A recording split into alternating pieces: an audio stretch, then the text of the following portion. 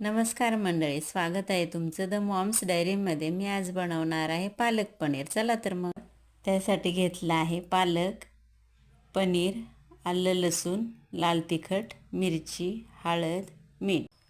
आता एका पातेल्यात पालक शिजायला घालायचा। एक अंदाजे अर्धी वाटी पाणी घालायचं।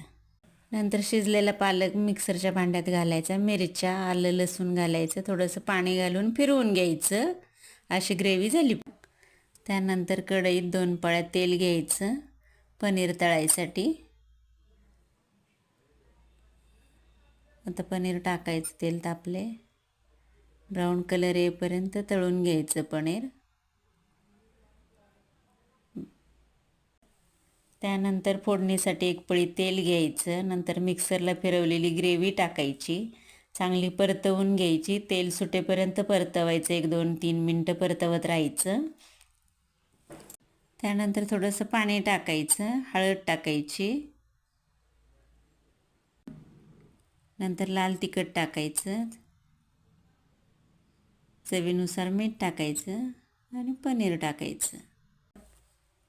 त्यानंतर हलवून घ्यायचं, मिडियम गॅसवर उकळी येईपर्यंत ठेवायचं। आता उकळी आलेली आहे, झाली आपली भाजी तयार। व्हिडिओ आवडल्यास लाईक करा, शेअर करा, कमेंट करा, चॅनलला सबस्क्राईब करा। Thank you for watching.